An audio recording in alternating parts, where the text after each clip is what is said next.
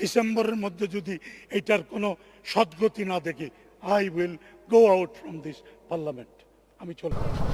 এই হচ্ছে কালুঘাট ব্রিজ, যেটা 1931 সালে চালু হয়েছিল। অলমোস্ট এটার মেয়াদ শেষ। তো এটা দিয়ে নাকি কক্সবাজারগামী রেল চলাচল করবে। আর অনেক দিন ধরে বোয়ালখালীবাসী এখানে একটা নতুন করে ব্রিজ নির্মাণের দাবি নিয়ে আন্দোলন করছে। এখনও কিন্তু আন্দোলন চলমান আছে।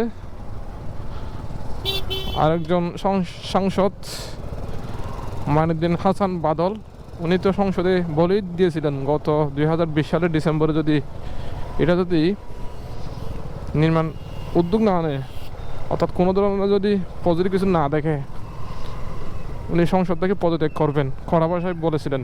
ওনার কথাগুলো ভালো লেগেছিল। উনি তো এর আগেই মারা গেছে, আপনারা জানেন।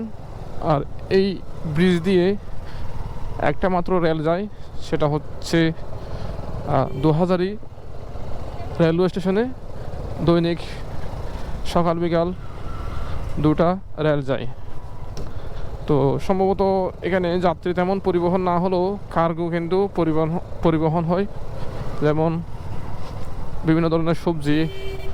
আর হচ্ছে ওদিকে একটা বিদ্যুৎ কেন্দ্র আছে, ওখানকার জন্য ফার্নেস অয়েল, এগুলো কিন্তু এই রেল লাইন দিয়ে পরিবহন হয়।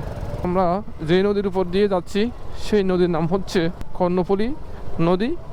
এখান থেকে মাত্র 2 কিলোমিটার এদিকে ওই যে নতুন ব্রিজ নামে যে পরিচিত, ওই নতুন ব্রিজ অর্থাৎ শাহ আমানত সেতু অবস্থিত।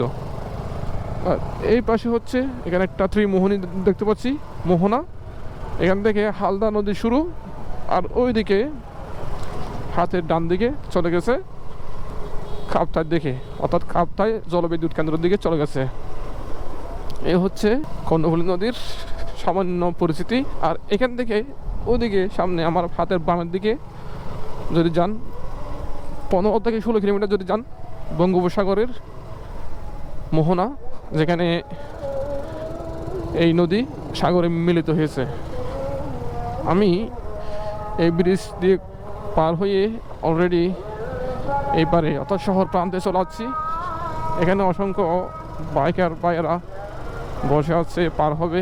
আমরা এদিক দিয়ে যখন যাত্রা শেষ করব, ওরা এদিক থেকে যাবে। হ্যাঁ, ওদেরকে সম্ভবত আরও কিছুক্ষণ অপেক্ষা করতে হবে। আর আমি যখন এই ব্রিজ পার হচ্ছি তখন সময় 5:55, মাগরিবের আজান পড়ছে। আমি বাসায় গিয়ে নামাজ পড়ব। আপনারা ভিডিওটা শেয়ার দিবেন, সেই সাথে এখানে একটা ব্রিজ নির্মাণ করার জনমত গঠন করবেন, যাতে করে এই বোয়ালখালী এবং পটিয়াবাসী দীর্ঘদিনের দাবি যেন পূরণ হয়। সেই সাথে কক্সবাজার এবং গুমদুমগামী যে রেলওয়ে হচ্ছে, যে রেল লাইন হচ্ছে, সেই রেল লাইনের যে মজবুত অর্থাৎ টেকসই যেন আরও বৃদ্ধি পায়, তার জন্য এখানে একটা ব্রিজ অবশ্যই করতে হবে।